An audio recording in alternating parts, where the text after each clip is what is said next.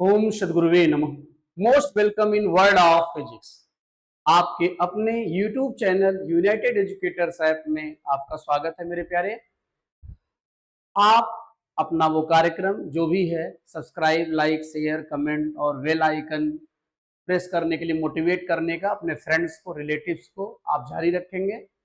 आज हम लोग लास्ट लेक्चर की बात करने जा रहे हैं, लॉज ऑफ मोशन चैप्टर के, जिसमें हम ये देखेंगे कि फ्री बॉडी डायग्राम क्या होता है, उससे रिलेटेड न्यूमेरिकल्स कैसे होते हैं, और हम ये देखेंगे कि क्या हम ये देखेंगे कि जैसे आप झूले पे होते हैं, मेला वाला में गए होंगे ना, बड़का झूला झूले होंगे, और उस झूले पे देखो, झूला जब ऊपर जा रहा होता है तो ऐसा लगता है आप 10-20-50 किलो बढ़ जा रहे हैं, और झूला जब नीचे आ रहा होता है तो आपको ये फील होता है जैसे अंदर से कुछ निकला जा रहा है।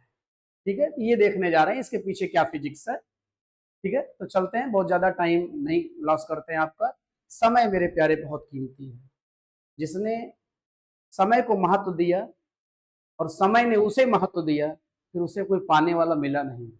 और जिस ऊंचाइयों को छुआ, फिर अब क्या बताएं, वो समय ही बताता है मेरे प्यारे। आपका एक लंबी जर्नी है, देख रहे हैं इस चैप्टर की।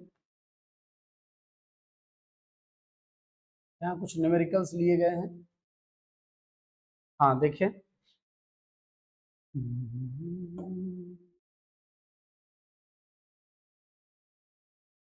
देखें, लिफ्ट जब ऊपर जा रही होती है तो ऐसा लगता है कि आपका मतलब कि मास क्या हो रहा है, बढ़ रहा है। और लिफ्ट जब नीचे आ रही होती है तो आपको ऐसा लगता है कि जैसे आपका मास कम हो रहा है, ऐसा फील होता है, अपीयर होता है। तो रियली प्यारे, हो सकता है लिफ्ट में ज्यादातर लोग ना बैठे हों तो इस ऑब्जर्वेशन से वो रिलेटेड ना हो, लेकिन मेरे प्यारे, आप ये जानते हैं, क्या जानते हैं, बड़ा वाला झूला, ठीक है, हम भी एक बार झूले हैं अपने छोटे भाई के साथ, एज ए गार्जियन उसको मेला दिखाने ले गए थे, और वो सबसे बड़ा जो झूला था, सबसे ऊंचा वाला झूला पूरे मेले में, वही सेलेक्ट किया झूलने के लिए। मैं उसके साथ बैठा तो एज ए गार्जियन, लेकिन मुझे बहुत डर लगती है बहुत ऊंचे झूले से, क्योंकि फिजिक्स वाले हैं, पूरा मैकेनिज्म में होता है, दुनिया भर का विचार आता रहता है, कहीं मैकेनिज्म फेल हो गया तो ये होगा वो होगा, ऐसे ही परेशान। हम ये मना रहे थे कितनी जल्दी राउंड कंप्लीट हो, और मेरा भाई ये मना रहा था कि राउंड कंप्लीट ही ना हो। किसी तरह राउंड कंप्लीट हुआ, और जब उतरे झूले से नीचे तो मेरे भाई ने कहा कि एक राउंड और। हमने कहा हे भैया, अभी मैंने पूरी दुनिया नहीं देखी है, पैसा दे देते हैं, आप जाओ एक राउंड और झूल लो, लेकिन मैं नहीं आने वाला हूँ। अब फिर उसके बाद से उतने ऊंचे झूले में दोबारा कभी बैठा नहीं, लेकिन फिर भी ये भाई को मैं थैंक्स कहना चाहूंगा कि कम से कम उससे रिलेटेड वीडियो मेरे माइंड पे है, और जिसे हम एक्सप्लेन जब करेंगे तो ऐसा लगेगा कि हाँ, मतलब फील किया गया है। ठीक मेरे प्यारे, आगे बढ़ते हैं। देखें, अब जैसे कोई वेइंग स्केल है, क्या है वेइंग स्केल, मतलब तराजू, उस पर आप खड़े हो गए हैं, या आप हैं खड़े हो गए, आपका जो वेट है वो डाउनवर्ड डायरेक्शन वर्क करेगा, और normal reaction force upward direction work करेगा। और यदि कोई मूवमेंट नहीं हो रहा है, मतलब आप अंदर नहीं जा रहे हैं, तो आप अंदर कब जाएंगे, जब mg जीतेगा, यन हारेगा। आप ऊपर कब जाएंगे, जब यन जीतेगा, mg हारेगा, लेकिन ऐसा तो हो नहीं रहा है, इसका मतलब दोनों बराबर है। तो जब आप रेस्ट में खुद को तौल रहे हैं तो आप यन बराबर हैं किसके, mg के। अब आपका ये जो रिएक्शन फोर्स है, नॉर्मल रिएक्शन फोर्स, कुछ लोग इसे आर भी कहते हैं, इसे कुछ लोग आर भी कहते हैं, यहाँ पे हम क्या कह रहे हैं, यन कह रहे हैं। एनसीईआरटी यन कहती है, इसलिए यन कह रहे हैं। नॉर्मल रिएक्शन फोर्स का यन ले लिए, कुछ लोग रिएक्शन फोर्स का आर ले लेते हैं। ठीक है प्यारे, तो ये आपका जो रिएक्शन फोर्स है, नॉर्मल रिएक्शन फोर्स ही ये बताएगा कि आपका वेट आपको क्या फील होगा, कम की ज्यादा। ठीक है, अब जैसे आप यहाँ खड़े हैं, अभी कोई हल्का सा आपको ऐसे पकड़ के हल्का सा उठा दे, तो आपके पैर पे फील होने वाला लोड कम हो जाएगा, क्या हो जाएगा, कम हो जाएगा। इसका मतलब एक्शन भी कम हो गया और रिएक्शन भी कम हो गया, तराजू आपके वेट को कम बताने लगेगी। ठीक है, तो मेरे प्यारे, ऐसा ही कुछ है यहाँ पे। अब जरा ध्यान देते हैं हम, जरा क्या पूरा पूरा ध्यान देते हैं। चलते हैं लिफ्ट में या झूले में, बात एक ही है। तो ये लिफ्ट है जिसका मैकेनिज्म होता है, यहाँ मोटर जैसे रिवॉल्व करती है, तो ऐसे जब रिवॉल्व करेगी मोटर तो लिफ्ट ऊपर जाती है। मान लो ए एक्सलेशन से लिफ्ट ऊपर जा रही है। अब दूसरी सिचुएशन में जब ये ऐसे रोल करेगी, इसका रोल ऐसे होगा, ऐसे, जो यहाँ पुल्ली लगी है जो मोटर से ऑपरेट होती है, तो आपकी लिफ्ट जो है वो क्या होगा,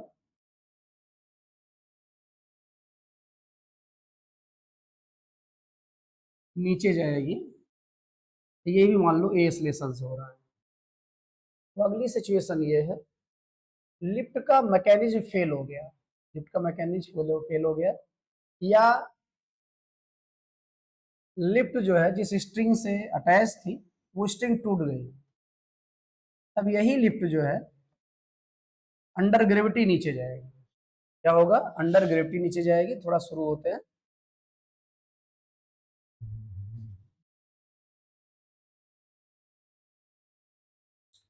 देखिए ये ऑफ है।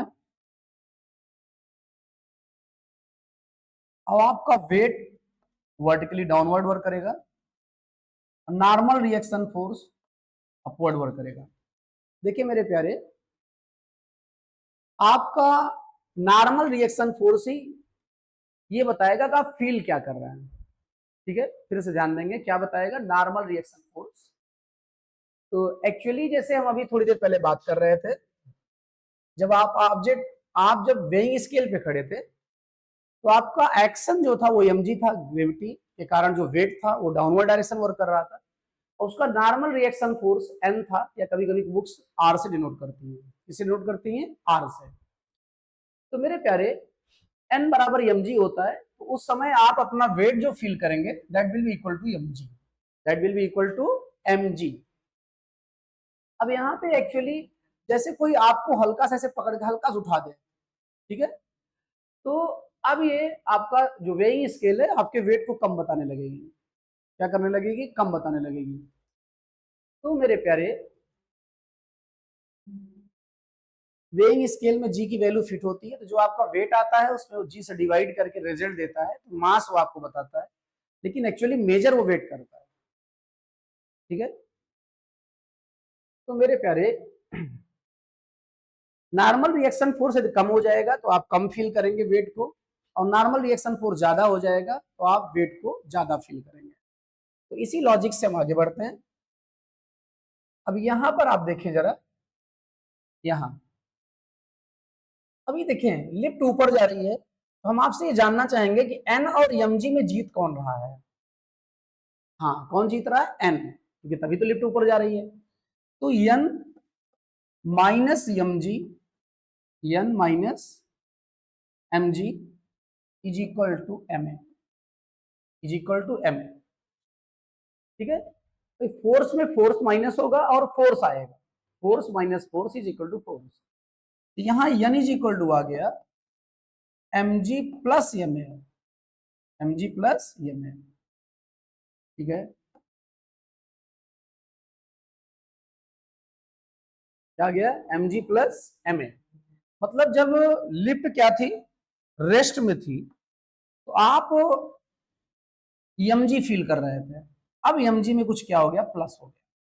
ठीक है, तो इसीलिए जब झूला ऊपर जा रहा होता है, लिफ्ट ऊपर जा रही होती है, तो उस समय आप ये फील करते हैं कि आपका वेट जैसे बढ़ रहा है, क्योंकि एक्सेलरेशन जितना ज्यादा होगा आप उतना ही प्लस हो रहा होगा यहाँ पे, और आपको लगेगा वेट आपका क्या हो रहा है, इंक्रीज हो रहा है मेरे प्यारे। और यहाँ पर जो है, यदि यही लिफ्ट जो है कांस्टेंट वेलोसिटी जा रही होती, कैसे जा रही होती, वेलोसिटी जो है इसकी ऊपर जाने की कांस्टेंट होती, कांस्टेंट होती, तो उस समय एक्सेलरेशन क्या हो जाता, जीरो हो जाता।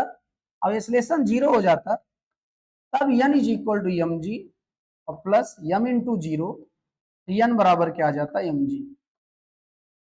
ठीक है, तो आप जरा देखें इसे लिफ्ट में जब आप बैठते हैं तो आप कहते हैं सर वहां ये फीलिंग नहीं आती है, कि वेट बढ़ रहा है या कम हो रहा है, क्योंकि लिफ्ट का मैकेनिज्म इतना बढ़िया सेट होता है, इंजीनियर इतने अच्छे से काम किए होते हैं वहां पे, ये लिफ्ट कांस्टेंट वेलोसिटी से ऊपर मूव करती है, जिससे एक्सेलरेशन जीरो हो जाता है, और जिसके कारण आप n is equal to M G, मतलब आप जब रेस्ट में किसी वेइंग स्केल खड़े होते हैं और उस समय जो आपका n होता है वही n इस समय भी हो जा रहा है, जिससे आप अपने वेट में कुछ प्लस या माइनस फील नहीं करते।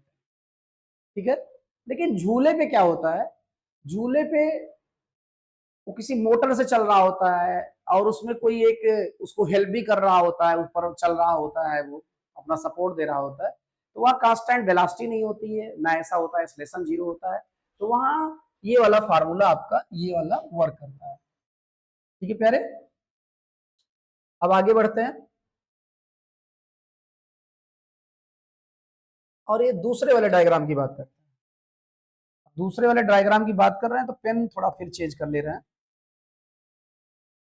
अब यहां पर जैसे आप हैं झूले के अंदर, लिफ्ट के अंदर, आपका वेट कहाँ, डाउनवर्ड डायरेक्शन में, नॉर्मल रिएक्शन फोर्स कहाँ, अपवर्ड डायरेक्शन में। इस समय लिफ्ट नीचे जा रही है, नीचे जा रही थी, कौन जीत रहा है, एम जी जीत रहा है, एन जीत रहा है, अच्छा एम जी जीत रहा है, तो एम जी जीत रहा है बेटा, तो M G minus N is equal to क्या हो जाएगा, एम ए। अब एन उस तरफ लेके चले जाओ और एम ए इधर लेके चले जाओ, ये हो जाएगा M G minus M A. अब जरा देखें आप, जब रेस्ट में थे तो एम जी फील कर रहे थे, अब उसमें माइनस हो रहा है, एक्सेलरेशन जितना ज्यादा होगा उतना ज्यादा माइनस होगा, इसीलिए जब लिफ्ट नीचे आ रही होती है, झूला जब नीचे आ रहा होता है, तो आपको ये लगता है कि आपके अंदर से कुछ निकल रहा है। क्यों? क्योंकि रेस्ट में जो आप वेट फील कर रहे थे उससे आपका वेट कम फील हो रहा है। ठीक है, अब यहीं पर जैसे आगे बढ़े, इसी सिचुएशन में, इसी सिचुएशन में अब यदि जो है लिफ्ट की स्ट्रिंग टूट गई है या लिफ्ट का मैकेनिज्म फेल हो गया, अब जब लिफ्ट नीचे आएगी तो अंडर ग्रेविटी आएगी, फिर से एक प्रकार से कौन जीतेगा, एम जी और minus N is equal to फिर से एम जी, क्योंकि इस बार ए क्या हो चुका है, जी के बराबर हो चुका है। अब एन बराबर क्या हो जाएगा, M G minus M G, या एन इज इक्वल टू क्या हो जाएगा, जीरो। ठीक है, इसका मतलब आप वेटलेसनेस फील करेंगे, क्या फील करेंगे, वेटलेसनेस। ठीक है, तो हमारे ख्याल से ये समझ गए होंगे कि झूले पर आप क्यों क्या फील करते हैं और क्यों परेशान रहते हैं। ठीक, स्क्रीन शॉट लेके जूम करके आप समझ सकते हैं, वैसे भी आप सॉल्व करते समय हमारा साथ दिए हैं तो आप समझे ही हैं, तभी साथ दिए हैं। अब हम चलते हैं फ्री बॉडी डायग्राम की बात करते हैं, इसकी बात करते हैं फ्री बॉडी डायग्राम की। ये कुछ नहीं, एक न्यूमेरिकल से शुरू करते हैं इसको, इससे एक न्यूमेरिकल से। देखिए आपकी एनसीईआरटी का 16th क्वेश्चन है, और बड़ा कर दें, थोड़ा इनको छोटा कर दें, फिर बड़ा कर दे रहे हैं। Two masses 8 kg and 12 kg are connected at the two ends of a light inextensible string that goes over a frictionless pulley। अभी फ्रिक्शन से आपको सेफ रख रहे हैं ये, ठीक है, तो frictionless pulley, find the acceleration of the masses and the tension in the string when the masses are released।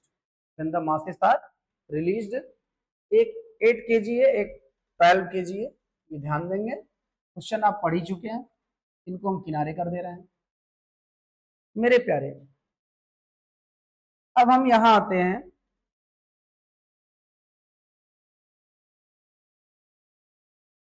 हाँ देखिए, अब ये टेंशन क्या है और टेंशन वर्क कैसे करता है।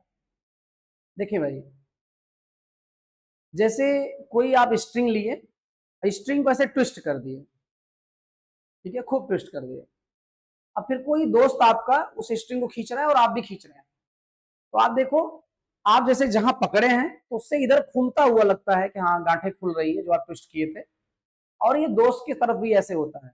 इसका मतलब जहां से आप सपोर्ट दिए हैं उससे टेंशन दूर की ओर भागता है, इधर भागता है दूर की ओर। जैसे आप इधर खींच रहे हैं, इधर भी टेंशन इधर लगेगा, इधर भी टेंशन इधर लगेगा, ठीक है। तो अब यहां पर जो है ये एक पुल्ली है, क्या है, पुल्ली है, और ये किसी सपोर्ट से मान लो रुकी हुई है, और यहां पर जो है एक आपका 8 kg का, कितने केजी का, 8 kg का मान लो M1 है, और दूसरा ब्लॉक आपका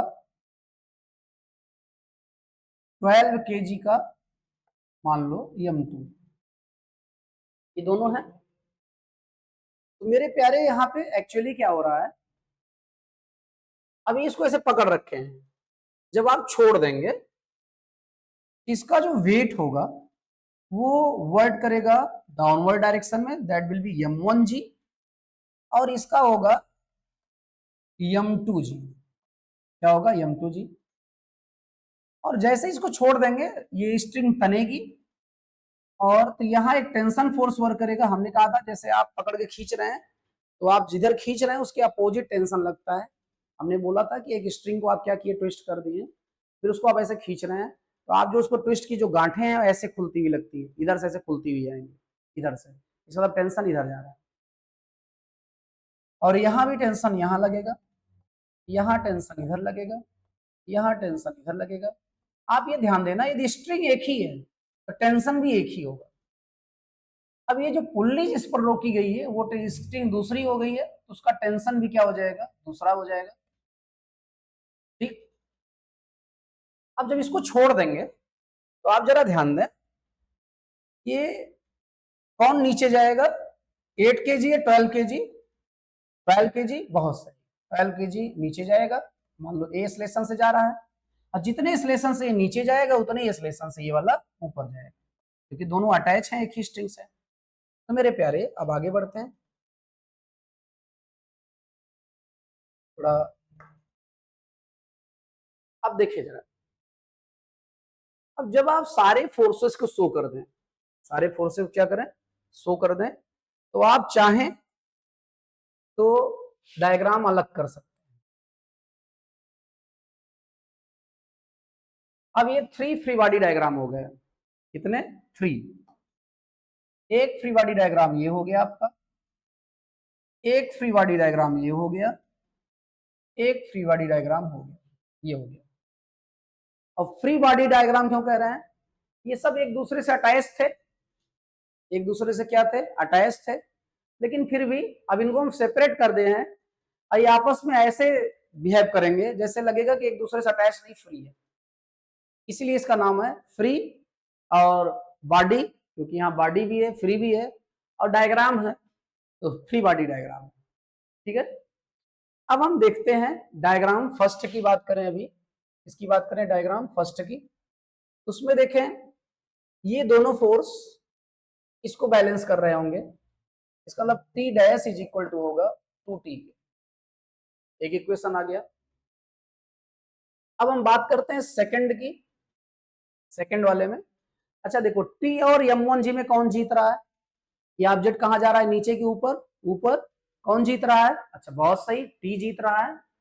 टी जीत रहा है तो हार कौन रहा है, M1G हार रहा है, और फिर इज इक्वल टू हो जाएगा आपका M1A, force minus force is equal to force.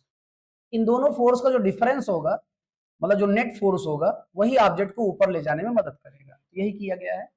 दो वेक्टर्स अपोजिट डायरेक्शन में होते हैं, सब्सट्रैक्ट होते हैं, सब्सट्रैक्ट हुआ है, और जो बड़ा होता है उसी की डायरेक्शन में फोर्स होता है, नेट वाला, ऐसा हुआ है।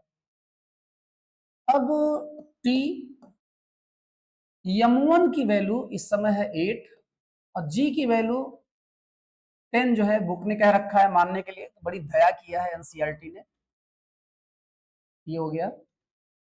मेरे प्यारे यहां पर t minus 8a is equal to 80, equation second हो गया ये इक्वेशन क्या था, फर्स्ट था, और ये इक्वेशन हो गया है आपका second.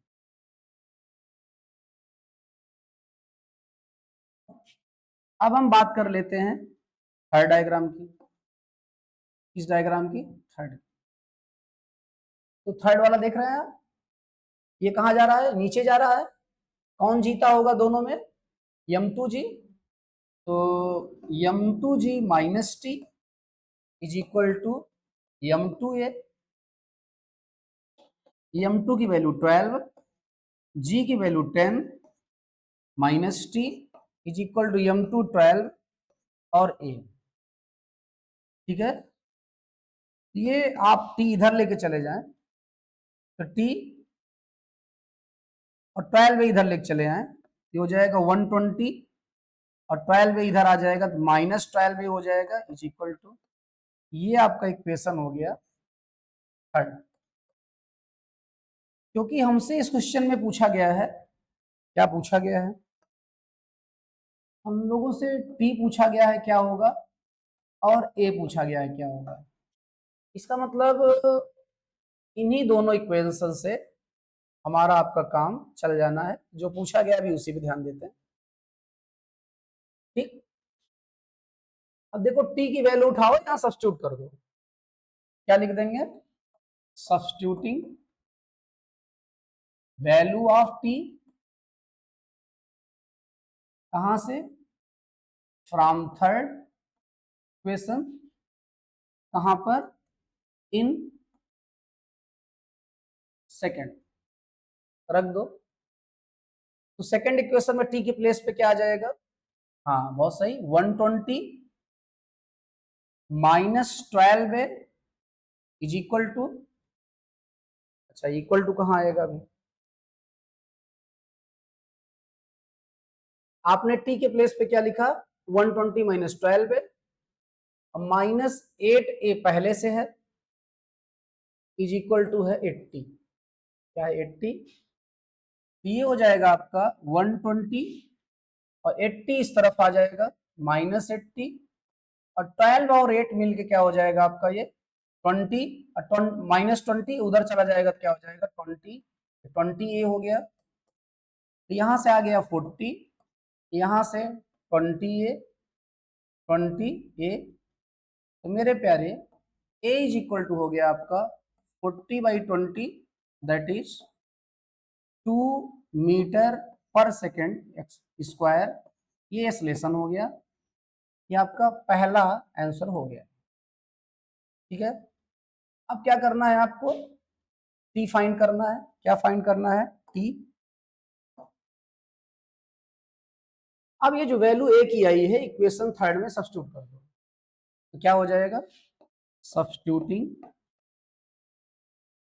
Value of A in third, तो मेरे प्यारे t is equal to 120 minus 12 और a के प्लेस पे क्या आ जाएगा 2, क्या आ जाएगा 2, ये हो जाएगा आपका t is equal to 120 minus 40, 40 कहाँ से हो जाएगा, तो 24, ये इज इक्वल टू आ जाएगा 10 में 4 6, और फिर 11 में 2, हाँ 9, 96 न्यूटन फोर्स है, यूनिट न्यूटन होगी। ये मेरे प्यारे आपका ये जो है ये सेकंड आंसर हो गया। ठीक है, ये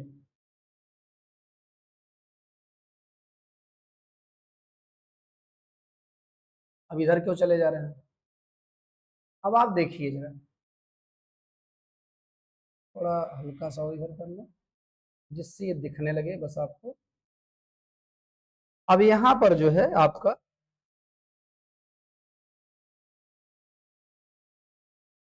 ये आपके एनसीईआरटी का क्रॉप्ड पेज है, जरा देखें कि भाई साहब क्या कह रहे हैं।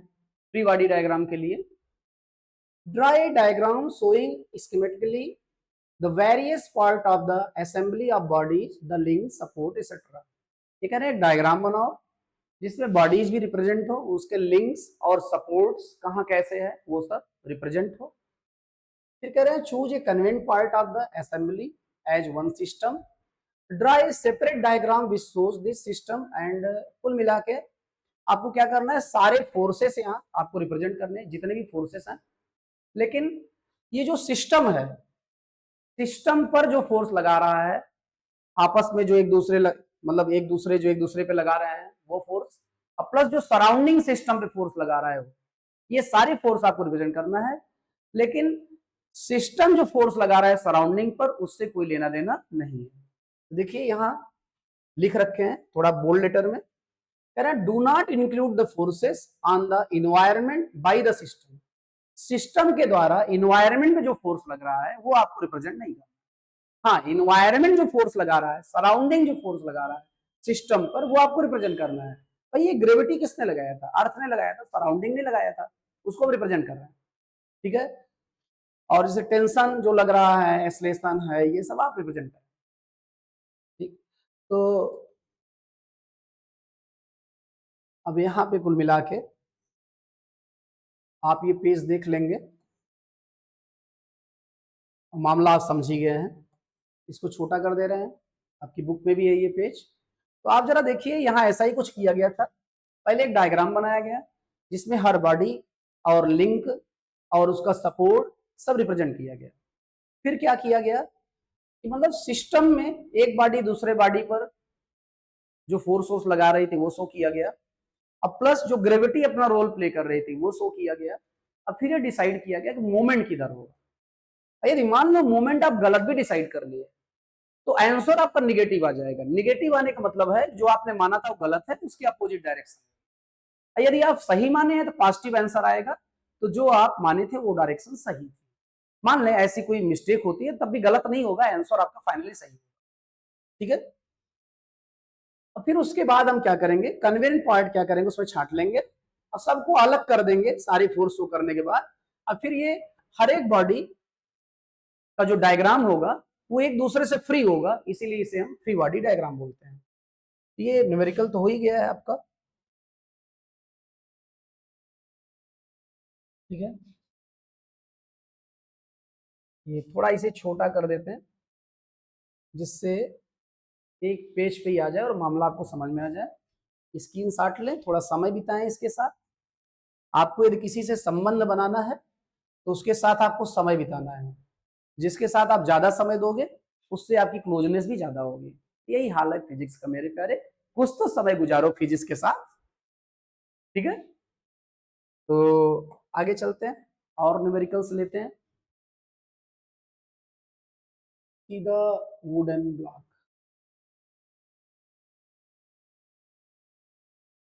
हाँ यहाँ ध्यान दें, यहाँ पर कुछ क्वेश्चंस हैं आपके।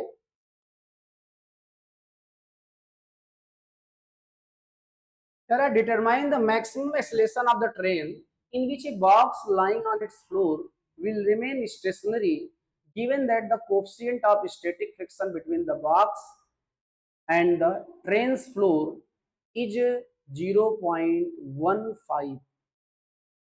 0.15। ठीक है, क्वेश्चन आपको दिख रहा होगा, आपकी एनसीईआरटी का क्रॉप्ड है।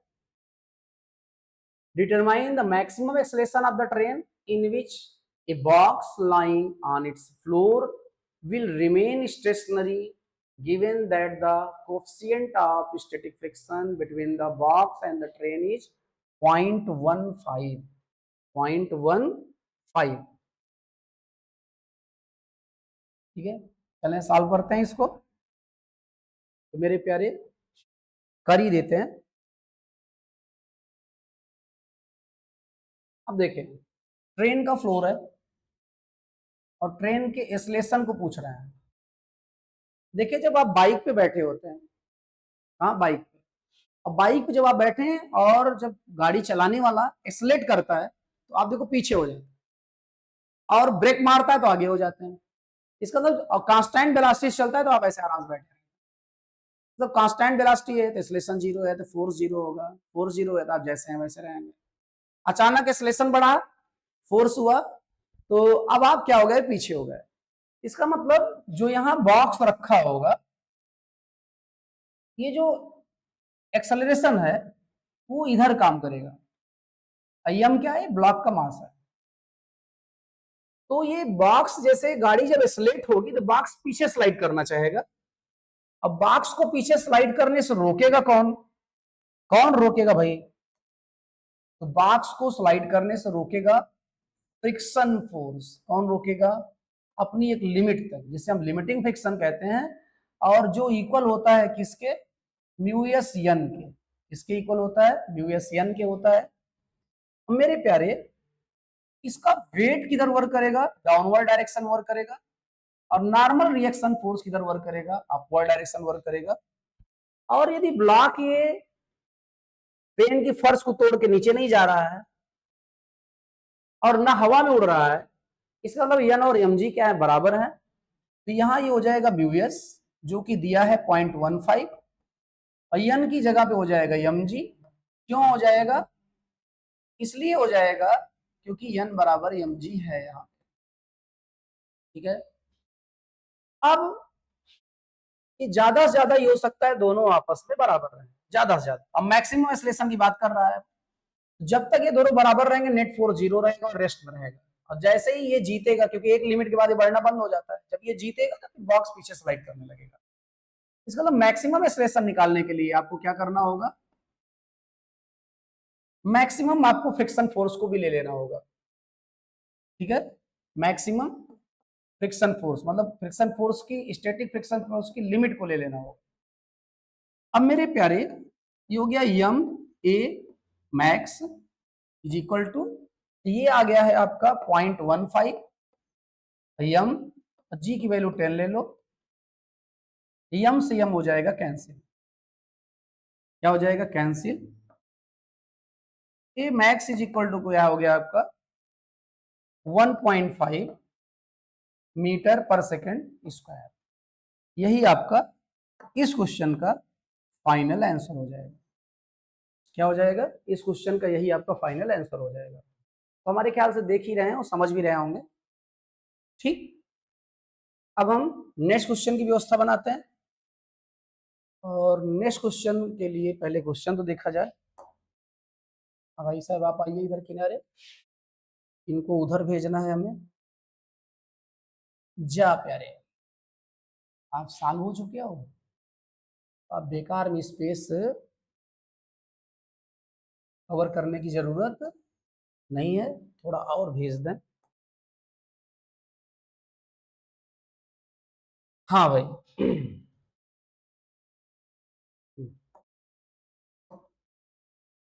अभी हम क्वेश्चन नंबर, एग्जाम्पल नंबर 8 की बात कर रहे हैं, तो अभी 8 ही देखें आप। A mass of 4 kg rest on a horizontal plane. The plane is gradually inclined until at an angle theta is equal to 15 degree with the horizontal. The mass just begins to slide. What is the coefficient of static friction between the block and the surface? Block and the surface. तो मेरे प्यारे, 4 kg का block रखा हुआ है कहां पर? Horizontal plane पर। और उसको ग्रेजुअली क्या कर रहे हैं? उसके इंक्लिनेशन को बढ़ाते जा रहे हैं, और तब तक जब तक वो बॉक्स जो रखा है वो हल्का हिल न जाए। तो हिला कब है वो हिला है आपका 15 डिग्री पर। तो बेटा देखें, ये कोई नई चीज नहीं है, कोई नई चीज नहीं है। हम लोग एंगल ऑफ रिपोज पढ़े थे, उसी के खानदान का मामला है ये। कि अभी क्वेश्चन नंबर कौन सा था इसके पहले वाला जो सॉल्व किए थे हम लोग? वो 7 था। तो अभी हम सॉल्व करने जा रहे हैं 8। अब जैसे एक ब्लॉक है, हॉरिजॉन्टल रखा हुआ था, धीरे धीरे इंक्लिनेशन बढ़ाते गए। एक समय ऐसा लगा कि अब थोड़ा भी हल्का उठाएंगे तो ये स्लाइड कर जाएगा। तो उस समय जो एंगल ऑफ इंक्लिनेशन होता है उसको एंगल ऑफ रिपोज बोलते हैं। और आप जानते हैं कोफिशिएंट ऑफ स्टैटिक फ्रिक्शन बराबर हो जाता है tan theta S. Theta S angle of repose है, और tan थीटा एस यहाँ है 15 डिग्री, और tan 15 डिग्री की वैल्यू होती है 0.27। तो यही आंसर हो जाएगा इसका, आपका क्वेश्चन नंबर 8 का। इसका क्वेश्चन नंबर 8 का। तो ये आपका एंगल ऑफ रिपल्स पहले बात हो चुकी है, इसलिए यहाँ पर आगे कोई डायग्राम वगैरह बना के एक्सप्रेशन नहीं हो रहा है, वहां पे हो चुका है बात। हाँ प्यारे, अब नेक्स्ट क्वेश्चन की बात करते हैं। क्वेश्चन आप देख ही रहे हैं, तो ऐसा करते हैं, इनका क्वेश्चन ही यूज कर लेते हैं और उसी में खेला कर लेते हैं। तो रेड कलर ले रहे हैं। हाँ ध्यान दें क्या कह रहे हैं, what is the acceleration of the block and trolley system shown in a figure 4.12, आपके सामने दिख ही रहा है। If the coefficient of the kinetic friction between the trolley and the surface is 0.04, और what is the tension in the string take G 10 metre per second square, 10 metre per second square. तो जरा ध्यान दें, जरा ध्यान दें, यहां पर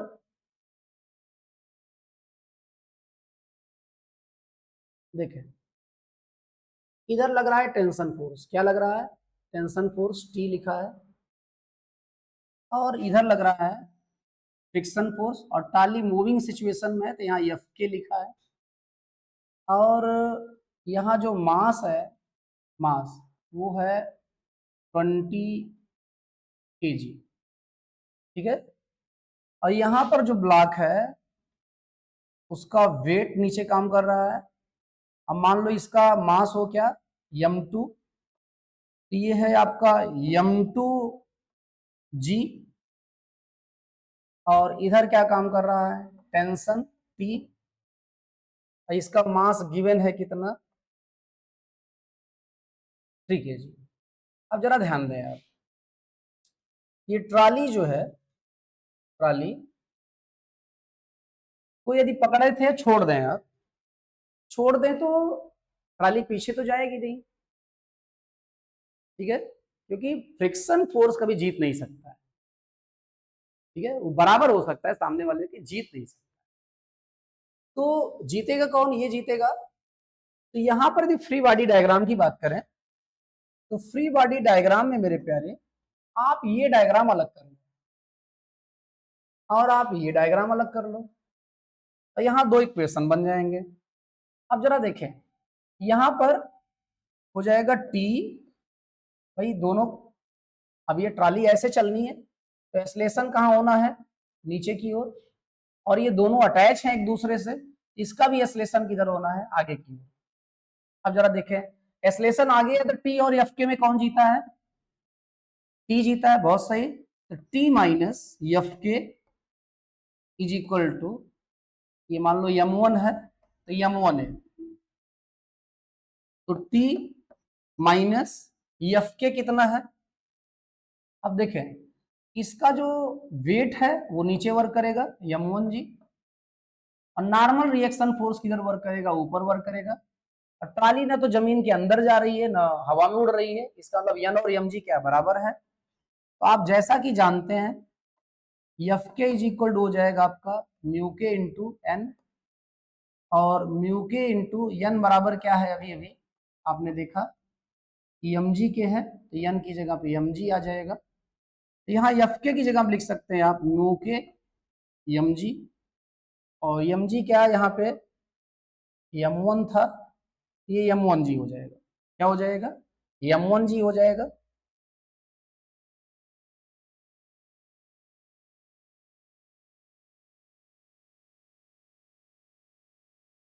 ठीक है, अब जरा ध्यान दें, इज इक्वल टू है आपका m1a। अब टी एफ के है कितना, मतलब म्यू के कितना दिया है, म्यू के है, कहाँ गया भाई, कोफिशिएंट का है 0.04, 0.04, ये हो गया आपका 0.04। यम कितना है, एम है 20, जी कह रहे हैं आप 10 यूज करिए, यहाँ भी हो गया 20 इंटू ए। तो देखें टी हो जाएगा माइनस ये 20 और 10 का जो जीरो है इसके पॉइंट को हटा देगा। किसको हटा देगा? पॉइंट को। ये पॉइंट हट गया और ये दोनों जीरो चले गए। ठीक, अब 2 4 जा क्या आ गया? 8 आ गया। इज इक्वल टू हो गया आपका 20a। तो t इज इक्वल टू हो गया आपका क्या? t इज इक्वल टू मेरे प्यारे हो गया आपका 20a माइनस 8। एक इक्वेशन है, मान लो इक्वेशन फर्स्ट है। ठीक है, अब थोड़ा आगे बढ़ जाते हैं। अब यहां पर हम इसकी बात करते हैं, ये दूसरा वाला। अब ये नीचे जा रहा है तो इन दोनों में कौन जीत रहा है? m2g और t में m2g। हाँ, तो ये हो जाएगा आपका m2g minus T is equal to m2a is equal to m2a। और Y force minus force is equal to force. m2 है कितना? 3 है। g कितना है? 10 है। और t is equal to m2 3 और a। अब यहां से आप t की वैल्यू यहां सब्स्टिट्यूट कर दो। ये हो जाएगा आपका 30 माइनस t के प्लेस पे आ जाएगा आपका 20a माइनस 8। t के प्लेस पे क्या आ जाएगा? देखिए जरा 20a माइनस 8 t की जगह सब्स्टिट्यूट कर दिए। इज इक्वल टू हो गया 3a। अब मेरे प्यारे 30 माइनस 20a हो जाएगा और प्लस 8 हो जाएगा इज इक्वल टू 3a।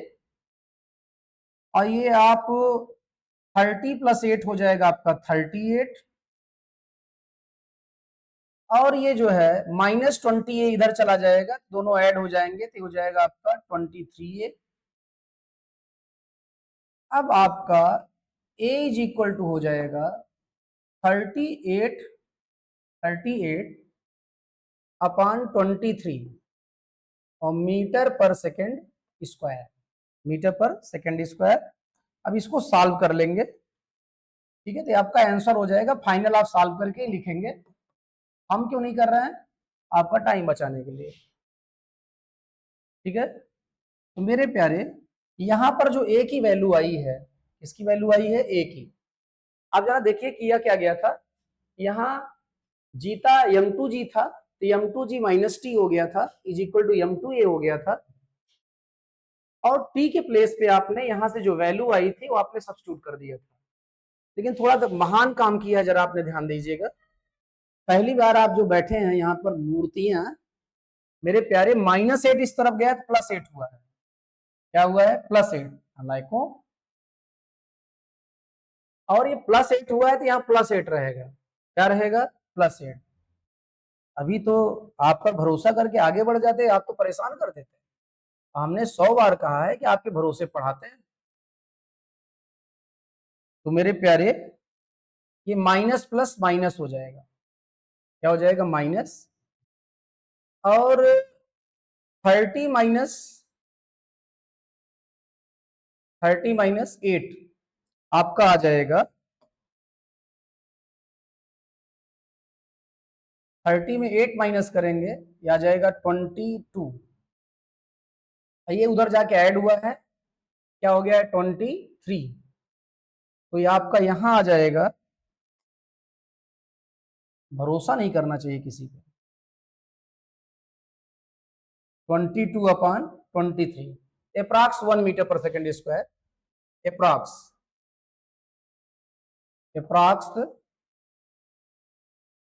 क्या हो जाएगा? 1 मीटर पर सेकेंड स्क्वायर। ये a बराबर हो जाएगा, ये हो जाएगा आपका फाइनल आंसर। ठीक है, अब यहां है तो यहां आपका t इज इक्वल टू 20 और एक ही जगह पे क्या रख देंगे? 1 प्लस 8। ये आपका आ गया t is equal to 28 newton. एक आंसर आपका ये हो गया।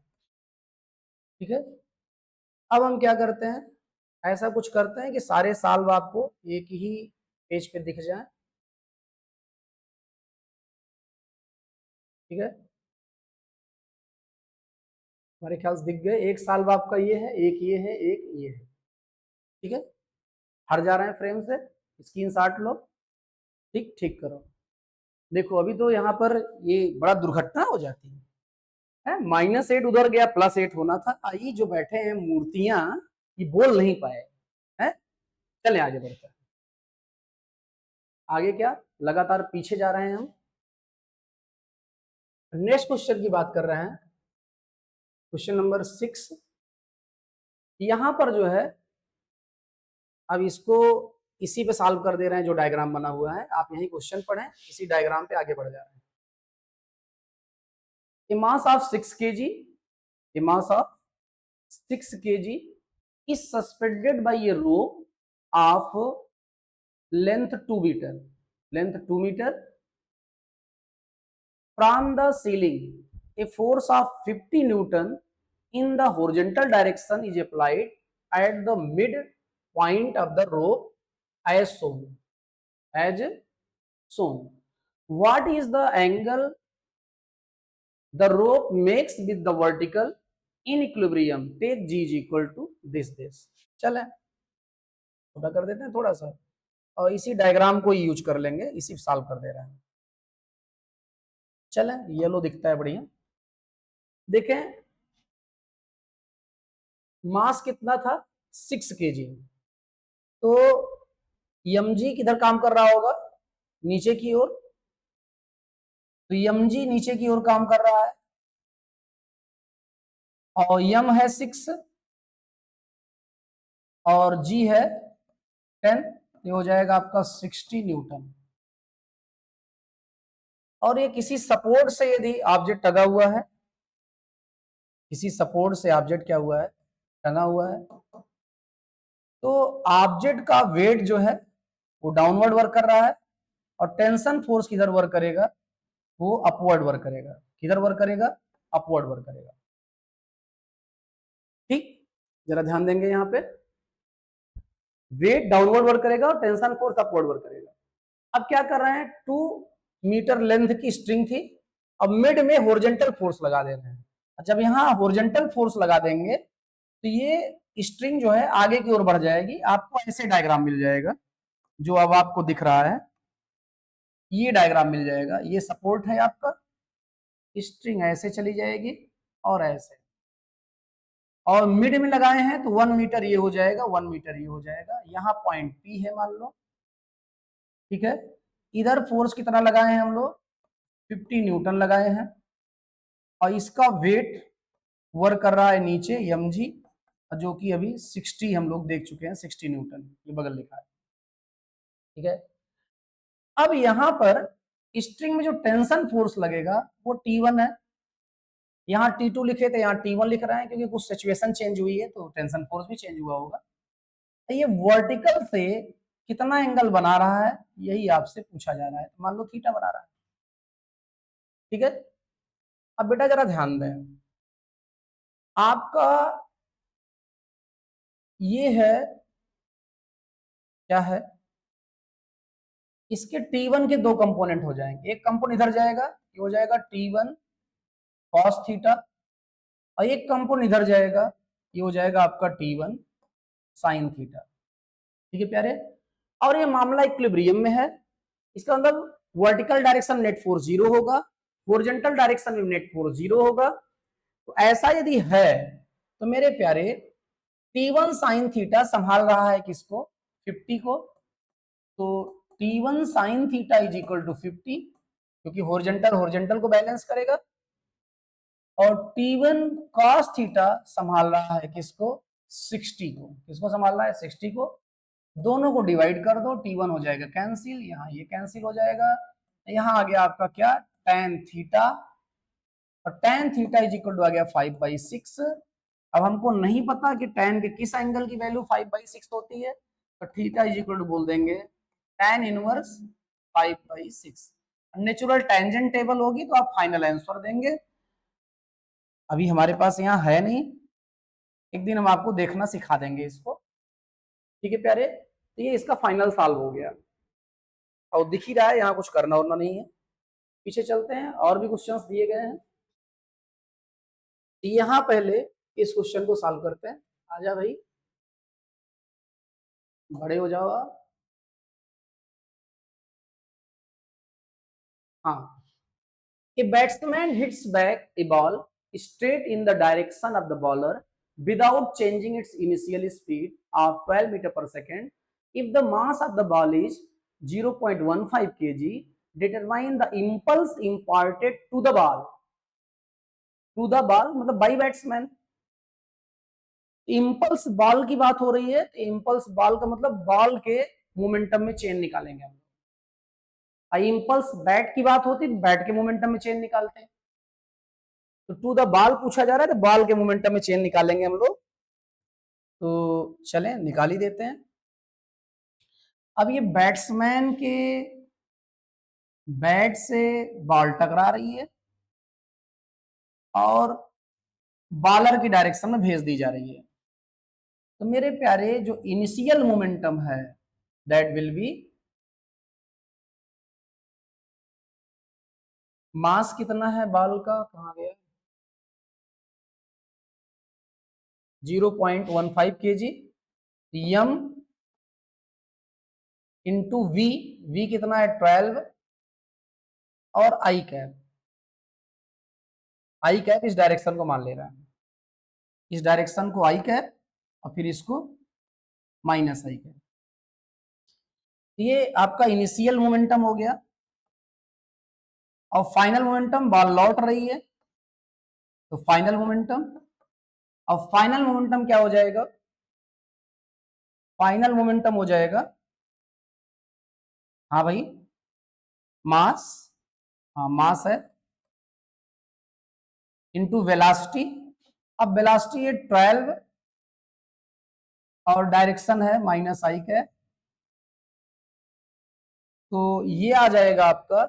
इसको आप सॉल्व भी कर दें, यहाँ पे थोड़ा पेन बदल दें, यहाँ ये हो जाएगा आपका 12 5 जा 60, 6 आ जाएगा, और 12 1 जा 12, 12 6 18।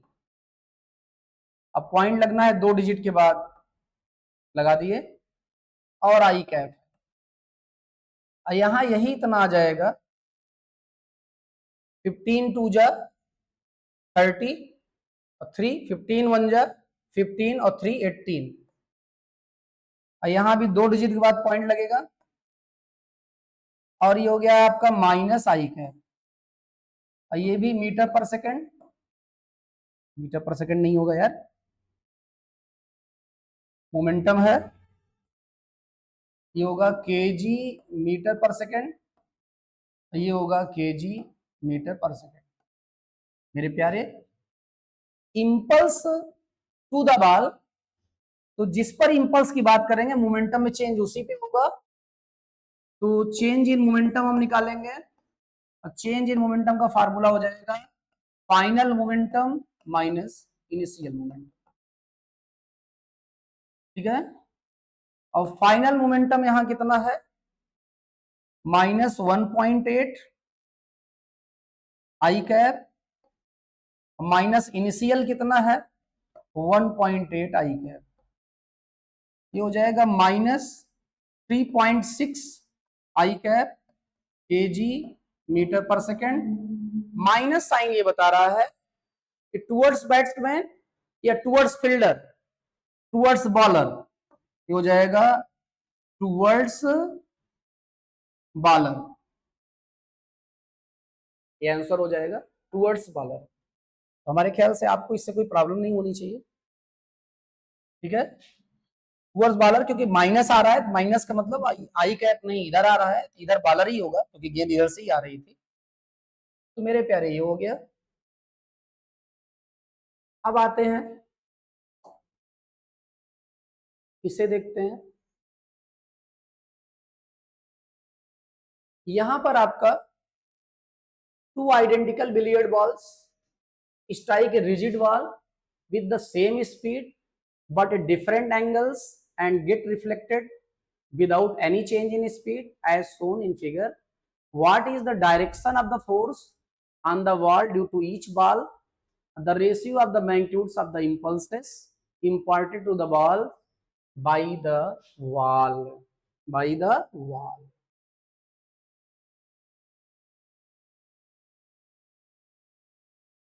ठीक है, देखिए जरा। तो यहां पर हम इसी को फिर से यूज कर ले रहे हैं एज ए इसी डायग्राम को। और जरा देखें, आइडेंटिकल बॉल्स है, तो identical billiard balls, strike rigid ball, ये बॉल वो बॉल दोनों का मास सेम है।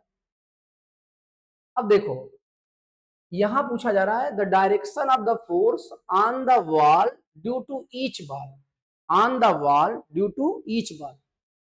इसका मतलब कि हमको ये निकालना है चेंज इन मोमेंटम बॉल का क्या है, वॉल का चेंज इन मोमेंटम, क्योंकि फोर्स चाहिए वॉल पर, किस पर चाहिए, वॉल पर। तो चेंज इन मोमेंटम भी किसका चाहिए, वॉल का, अपॉन डेल्टा टी। केवल डायरेक्शन की बात कर रहा है यहाँ पे। अब फिर अच्छा रेशियो पूछ रहा है, सॉल्व भी करना पड़ेगा। हाँ ध्यान दें, तो पहले ये हो गया आपका initial momentum M U I cap, और फाइनल मोमेंटम हो गया यम यू माइनस आई कैप। अभी हम निकाल रहे हैं impulse,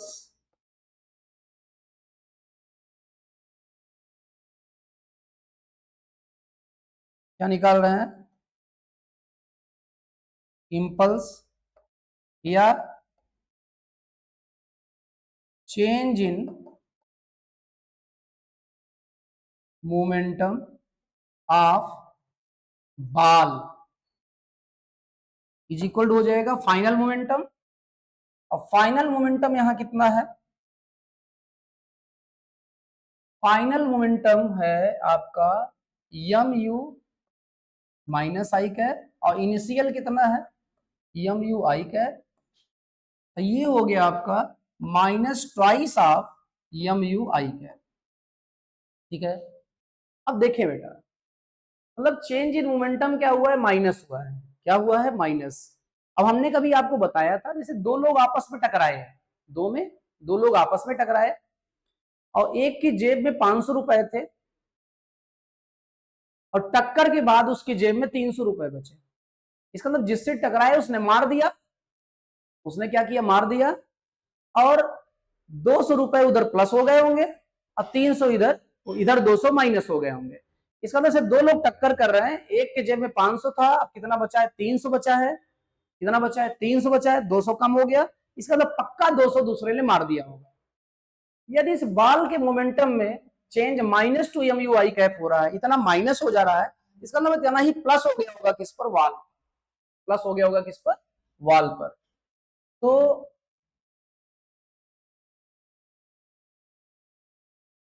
momentum delivered to wall by ball is equal to हो जाएगा plus two M U I cap.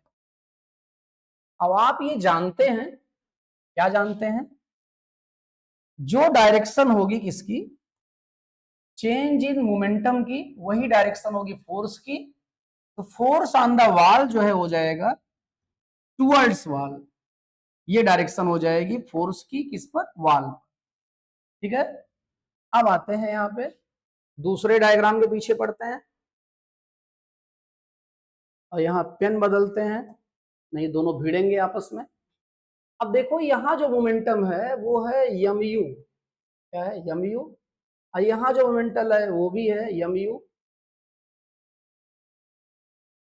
I cap J cap क्यों नहीं लगा पा रहे हैं, क्योंकि लगा ही नहीं पाएंगे, इसलिए नहीं लगा रहे। ये इनिशियल मोमेंटम है, कैसा मोमेंटम है, इनिशियल मोमेंटम, और ये है आपका फाइनल मोमेंटम। ये अब इस इनिशियल मोमेंटम के दो कंपोनेंट होंगे, कौन कौन से, तो एक का रेड से दिखा दे रहे हैं, किससे? रेड से।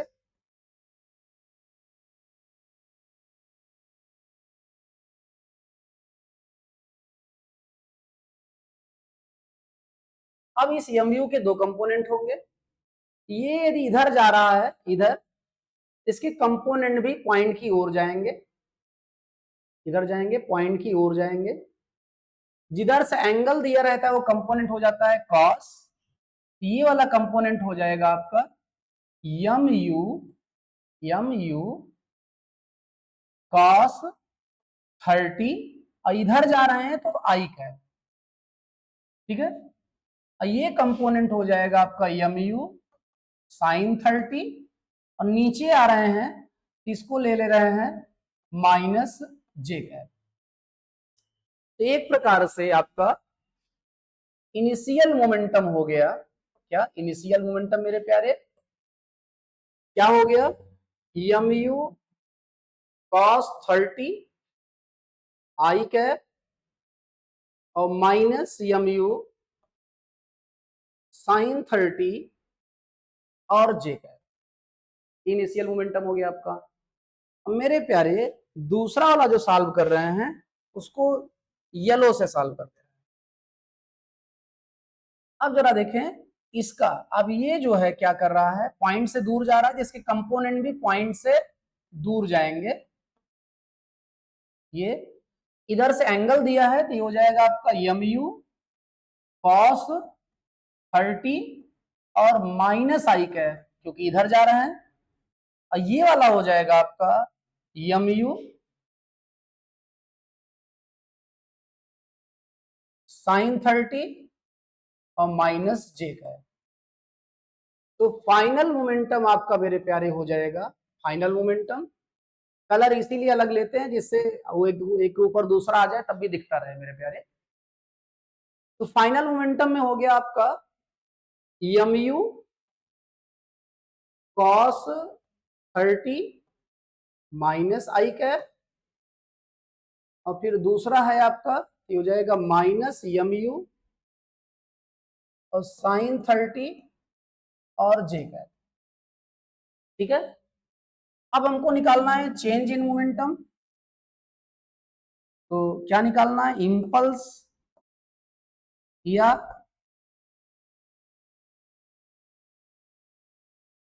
Change in momentum of ball. तो delta P is equal to आ जाएगा, देखो साइन करते हैं हम चेंज सब्सट्रैक्ट करते समय, ये माइनस प्लस हो जाएगा और ये दोनों हो जाएंगे कैंसिल। ये भी माइनस है और ये भी माइनस है, दोनों ऐड हो जाएंगे, एक ही चीज लिखिए तो ट्वाइस हो जाएगा, minus twice of mu cos 30 Y cap, ये हो जाएगा -2 mu cos 30 की वैल्यू होगी आपकी √3/2, 2 से 2 क्या होगा? कैंसिल हो जाएगा। ये आ गया आपका -√3 mu आई कैप। अब इतना मोमेंटम क्या हो रहा है? माइनस हो रहा है यदि बॉल में, इतना ही प्लस हो रहा होगा किसमें? वॉल में। हो जाएगा momentum delivered to wall by ball. जितना माइनस हुआ इधर उतना प्लस हो जाएगा, मैंने आपको बताया था अभी। हो जाएगा mu आई कैप। जो डायरेक्शन चेंज इन मोमेंटम की होगी, किसकी डायरेक्शन होगी? चेंज इन मोमेंटम की। वही डायरेक्शन किसकी हो जाएगी? फोर्स की वॉल पर। तो फोर्स फिर से किधर लगेगा? टुवर्ड्स वॉल फोर्स लगेगा।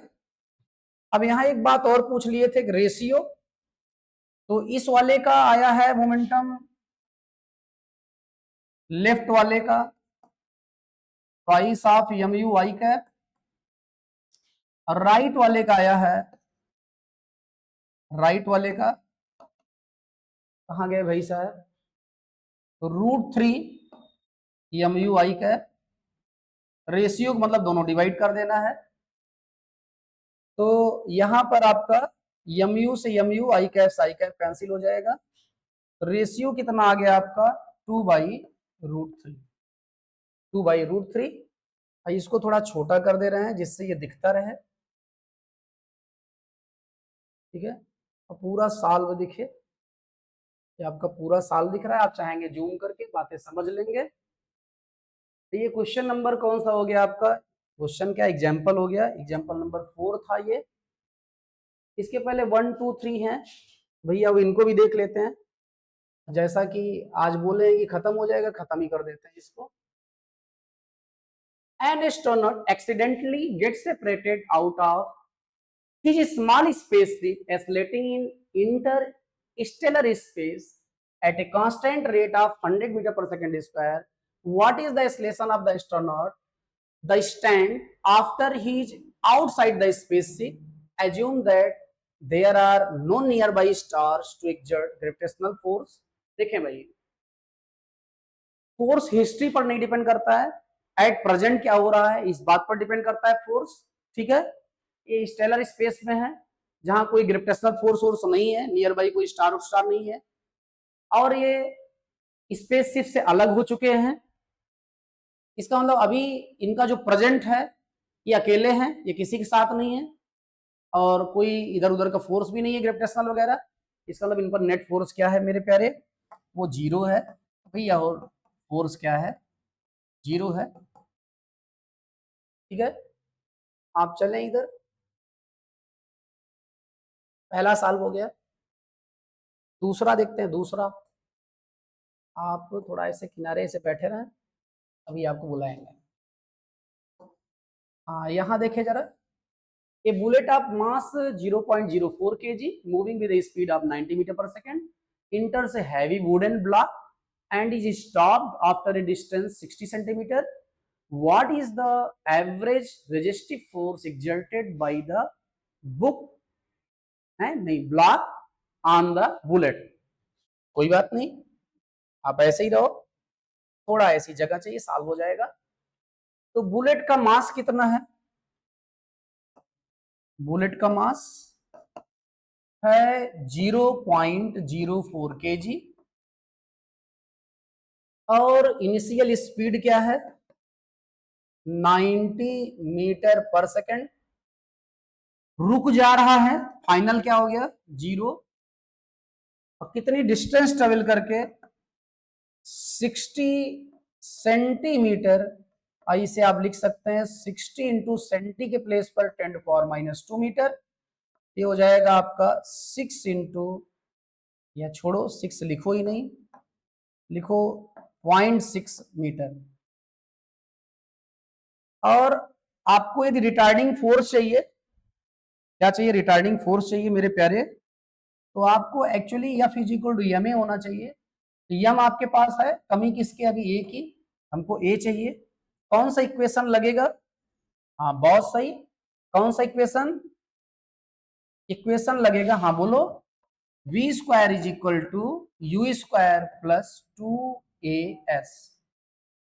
v तो हो गया है 0, तो 0 का स्क्वायर, u कितना है 90 है, तो 90 का स्क्वायर, अब प्लस 2, a तो निकालना ही है, यस है 0.6,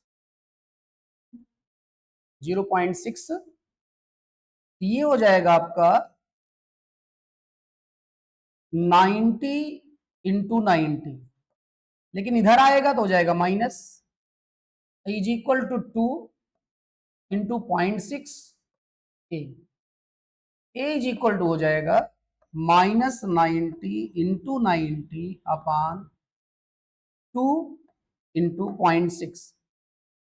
पॉइंट हटाओ 0 बढ़ाओ, पॉइंट हटाओ क्या करो 0 बढ़ाओ, और मेरे प्यारे 2 से ये आ जाएगा आपका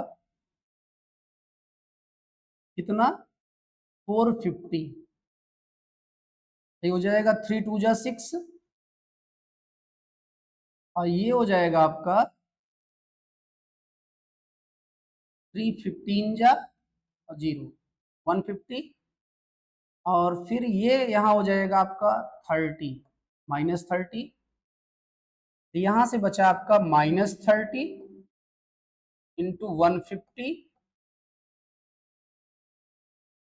मीटर पर सेकेंड स्क्वायर, ये हो गया ए, ये आ जाएगा आपका -4500 metre per second square, minus ये बता रहा है रिटार्डेशन है, तो रिटार्डिंग फोर्स निकालना भी है आपको।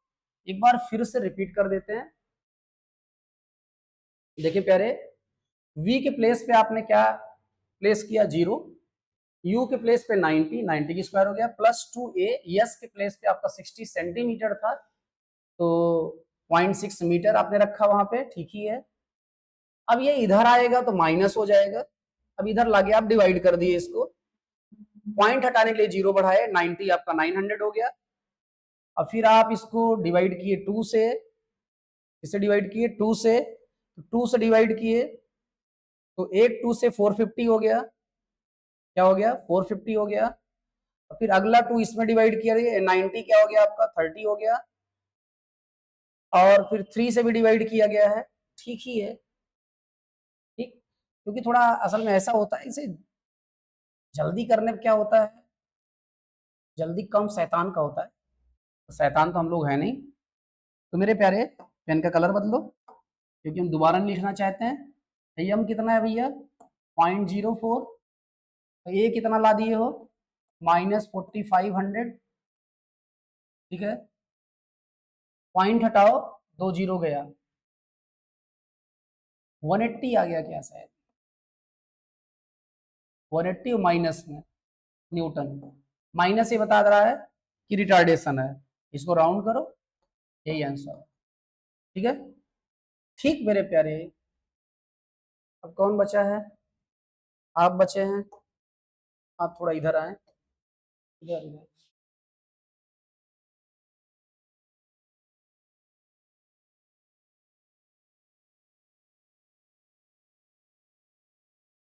आप इधर चले। अच्छा, बस भाई परेशान ना हो, थैंक्स बोलने की घड़ी आ गई है, बस यही सॉल्व करने के बाद। The motion of A particle of mass m is described by y is equal to ut plus half gt square, find the force acting on the particle। कोई बड़ी बात नहीं है, सारी बातें छोटी हैं, जरा देखें, y is equal to क्या दिया है, ut plus half gt square, इसको डिफरेंशिएट कर दो, dy by dt is equal to dy dt of ut plus half gt square, ये dy बाई dt की जगह v लिख सकते हैं, rate of change of displacement velocity में होगा, यहाँ u इनिशियल वेलोसिटी कांस्टेंट होगी, बाहर आ जाएगी, और D by D T of T हो जाएगा ये, और प्लस 1/2g बाहर आ जाएगा, D by D T of T square हो जाएगा, D by D T of T 1 आ जाता है, ये u हो गया, और plus 1/2, D by D T of T square हो जाएगा 2t, बहुत सही, 2 से 2 क्या होगा कैंसिल हो जाएगा, तो v इज इक्वल टू आ गया आपका u प्लस जी टी, लेकिन फोर्स पूछ रहा है, चलो यार, तो आप क्या करो, फिर से डिफरेंशिएट करो, dv by D t is equal to हो जाएगा आपका d by D T of u plus g t, क्योंकि फोर्स तभी मिलेगा जब एक्सलेशन आएगा, एक्सलेशन तभी आएगा जब rate of change of velocity निकालेंगे, rate of change of velocity तभी निकालेंगे जब वेलोसिटी होगी, वेलोसिटी तब होगी जब rate of change of displacement. बहुत सही, क्या खटाखट बोलते हो आप, ये एक्सलेशन हो गया, rate of change of velocity non acceleration, ये हो गया D by D T of U plus G constant के कारण बाहर, D by D T of T, constant का डिफरेंशिएशन हाफ यारे 0, और यहां से D by D T of T 1 हो गया, 1 इंटू जी, जी आ गया। अब हमको फोर्स चाहिए, तो इधर हो जाएगा यम इंटू ए, इधर ही हो जाएगा यम इंटू जी, और बराबर हो जाएगा एफ के, तो फोर्स हो गया यम जी। इसका मतलब जो ग्रेविटेशनल वेट है आपका वो भी फोर्स ही है, ये क्वेश्चन वाज यही बताना चाहते होंगे ये एनसीईआरटी वाले जो है। हाँ भैया, ये तीनों क्वेश्चन है, तीनों के सॉल्व हैं, ठीक है। आपका ये चैप्टर फाइनली कंप्लीट हुआ। और इतनी देर तक आप हमारे साथ रहे, बहुत मन से साथ रहे यार। एक जगह थोड़ा गड़बड़ किए थे, कैलकुलेशन में माइनस प्लस नहीं बताए थे, थोड़ी देर के लिए सो गए थे, लेकिन हमको एआई इस्तेमाल करना है। एआई बेटा, आपको हम थैंक्स कह रहे हैं, आप कमेंट्स में आके थैंक्स कह सकते हैं मेरे प्यारे। Thanks. Subscribe, like, share, comment का सिलसिला मेरे प्यारे जारी करना है। बेल आइकन प्रेस करने के लिए मोटिवेट करना है किसको? फ्रेंड्स को, रिलेटिव्स को। थैंक्स।